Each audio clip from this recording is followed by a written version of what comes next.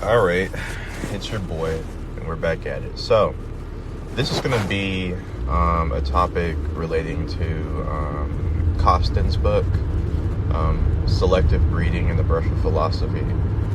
I really do enjoy his thesis. I think it's a very interesting thesis. I think it has a lot of truths to it. And I was thinking about it.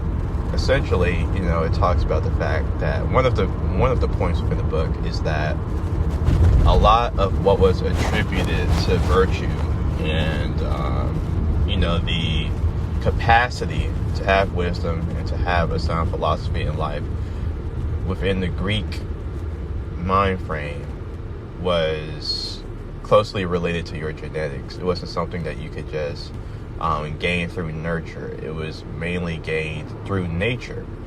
Of course, the closest thing to nurture would be the symbol of Chiron, but then the symbol of Chiron is more so about cultivation. So it's about cultivation of a fruit, of a tree within the individual that is already there. So again, we're back to nature.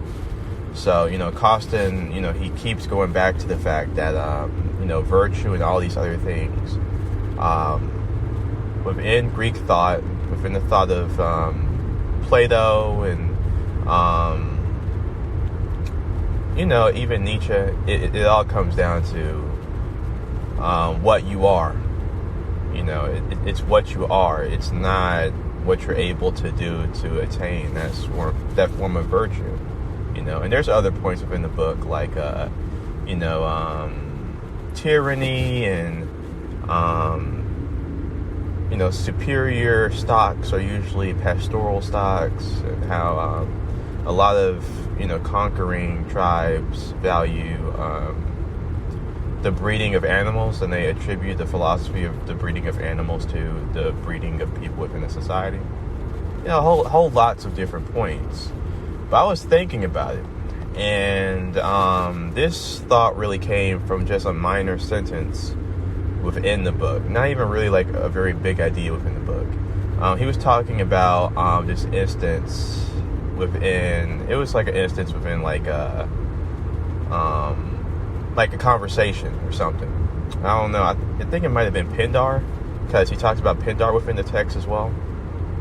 But he talks about the fact that, nature can be confusing, because sometimes within the bloodline, you could get a whole bunch of people that are mediocre. But, there'll be an instance where despite the mediocrity, the bloodline produces a person that's very, of high value and status despite the mediocrity. Like he talks about how, there's this person like competing in the games or whatever, and everybody's applauding him. But, they know that, his father ain't really shit. But despite the fact that they know that the father ain't shit, they understand that the person competing in the games has that capacity because that person's grandfather completed a whole bunch of different feats and achievements. So it's all cool. But, for me, with that realization, it got me to thinking that maybe, like, once you get into the realm of chance and probability and all this sorts of different shit, you kind of get away from something like genetics, and you get more so into like this realm of mathematics and physics, which strays away from blood and more so into a realm of, if the universe wants it, if the universe wants it to happen, then it will happen, versus, versus breeding being the main factor. Because of course, if breeding was the main factor, then you wouldn't have, the father not being shit. There has to be something else. There has to be something higher that selects a person to be great, in my honest opinion. Of course, y'all can more so have an idea of, how I feel about what this thing is if you really look at the ideas on my channel. But there has to be something else besides blood, I think some of us, might have family members, or we may, be within a family that is just terrible. You might be with a family that's full of drug heads and criminals and all that sorts of shit. And you might do good for yourself. And, you know, your capacity to do good for yourself is more so just dependent more on your will than the variable of your family. Not saying that, you know, the variable of genetics and blood isn't there, but, you know, if you're a 1 out of 10 case, then it's not that big of a variable. You know, it's not that high of something. It's not that high of a number to consider.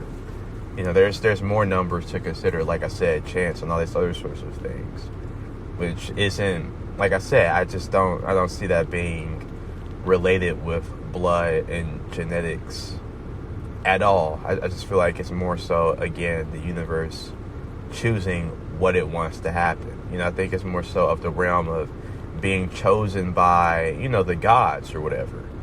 You know, you being selected by the gods rather than you being of a noble bloodline. Because you could have some lazy motherfuckers within the most noblest and the most selective and the most, you know, attentive of breeding programs, you know, that a bloodline has. You could have like somebody within that more so system, and there ain't shit, like I said. But then you could have somebody that's in like the most low down and the most deplorable of bloodlines miraculously become like this beast of a specimen, you know. So I think it's more so just being chosen by the gods, if I had to use like an analogy and an imagery of what, you know, we're talking about here. And that's why, you know, I really do like Evola's consideration of the spiritual. And also, you know, Kierkegaard talks about this where he talks about this with the despair of necessity, which is, you know, due to a lack of possibility, where you only see things as happening on a logical, deterministic frame with how you know, see it in the real world, and you don't see anything else being possible to happen. You know, everything is just boom, bop, bam, just this logical cause and effect, and there's no space for miracles, you know. And I think, you know, we can apply that again to what we're talking about here. I think some people's greatness, you know, even though breeding increases the probability a little bit, I think it more so just comes down to the fact that some people are just meant to be great and have very important roles to play within society and within humanity. So I think the role of gods, when we're saying gods, we're just more so saying elements of physics, really, and, you know, mathematics that dictate us as people, you know, sacred geometry, all that bullshit. I think it plays more of a role to us as people than you know, just the base stock stuff, like I said, genetics, or I guess you could say our living conditions and all this stuff, you know. And like I said, it affects us, but it doesn't affect us as much as, you know, what I stated firstly. But anyways, guys, this is Jalen signing out. Peace.